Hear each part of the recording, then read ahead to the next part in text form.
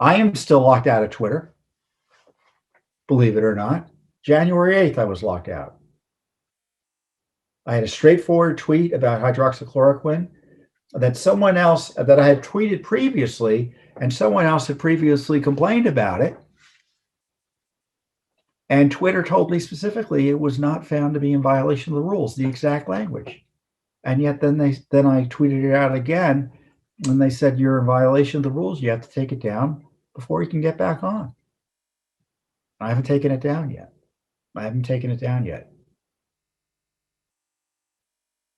And they've yet to give me a reasonable explanation. But I do know what the explanation is. They don't care about the tweet. That's all pretextual. They care about me and what I stand for and what Judicial Watch stands for.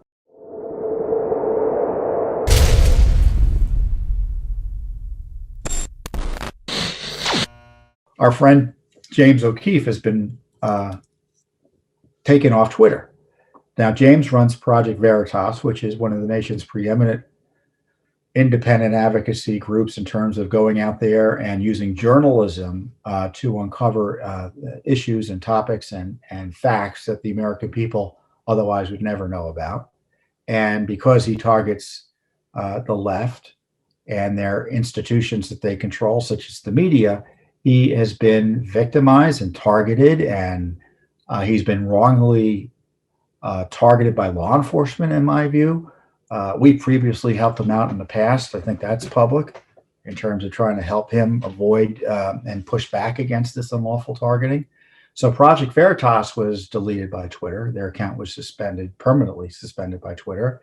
And just this week, James O'Keefe, after his group issued a series of videos where a CNN employee was admitting they're in the propaganda business, more or less, to drive Trump out of office and other political figures they don't like, and how they misuse data and other information to try to scare people on COVID beyond what the data otherwise fairly could be construed to show, in terms of overstating and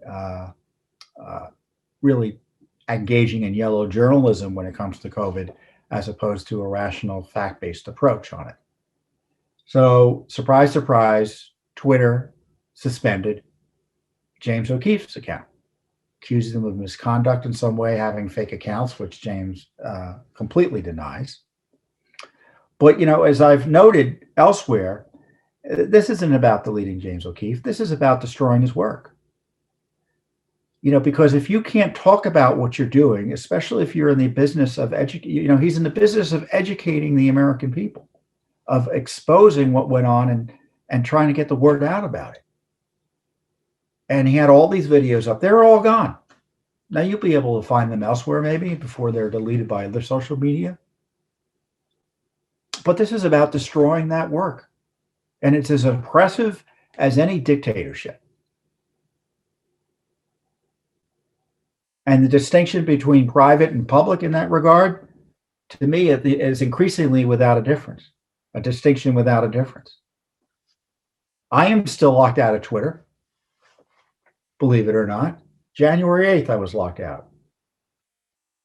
I had a straightforward tweet about hydroxychloroquine that I had tweeted previously, and someone else had previously complained about it. And Twitter told me specifically it was not found to be in violation of the rules, the exact language. And yet then I tweeted it out again, and they said, you're in violation of the rules. You have to take it down before you can get back on. I haven't taken it down yet.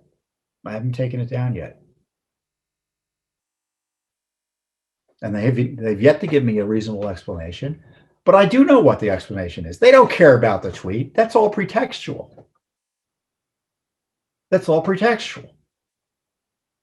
They care about me and what I stand for and what Judicial Watch stands for. I have 1.1. I used to have 1.3 million until they did a purge. I think I have about 1.1 million followers on Twitter. And so they don't like the fact that someone like me has an audience like that. They don't like the fact that I'm a critic of the government And it doesn't matter who's in government. I'm a critic of the government. One of the things you may not know is we probably sued the Trump administration more than anyone else.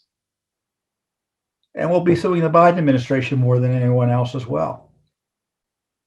So I'm one of the leading critics of our government as a watchdog in the United States. And Judicial Watch is a worldwide respected organization as a government watchdog. And they've taken off the head of the company from Twitter. How does that make you feel? That's like something that would be done in Hong Kong by the Chinese communists. It really does sound like something like that, doesn't it? And we're going to have more information coming out, and I'll give you a little bit of a preview that shows, as I'm sure you probably already suspected, it's not just Twitter and these platforms acting alone. They're acting in concert with political and government officials. So as I said, the distinction between public and private is a distinction that's increasingly without a difference. So James is talking about suing Twitter. I don't know if we'll sue Twitter or not. But you can be sure the censorship will continue unless something is done. And something's going to have to be done. And whether it be a change in the law or the courts looking at the changed practices of these companies and the dishonesty thereof, will start interpreting the law correctly as opposed to so overbroadly as to provide them widespread immunity for all sorts of misconduct. I mean, Section 230 essentially provides these companies a safe harbor from being held liable if they remove material that is essentially violent or pornographic or otherwise objectionable. Now, typically in that context, otherwise objectionable means stuff that's like violent or pornographic, not stuff that you don't like because of the politics of it.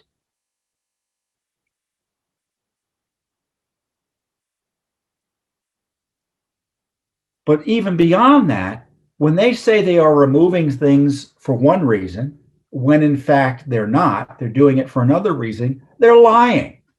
I think the evidence suggests. And when you're a public company and you lie about the operations of your business, that raises securities issues under law. It raises advertising issues, truth in advertisement requirements, and you're lying to the public, the Federal Trade Commission, the Securities Exchange Commission, in terms of lying to shareholders and the public, and potentially the Justice Department if the fraud is significant enough. So this isn't about the First Amendment per se. I mean, it is practically speaking because it's about free speech. But to me, this is about these businesses are lying to us, and businesses that lie in the conduct of business, in theory, that's not allowed under law. So, James is talking about suing under for defamation, which is, possible. But there are other opportunities to hold these companies legally accountable as well. Thanks for tuning in. Be sure to subscribe to our YouTube channel to catch all the latest news from Judicial Watch.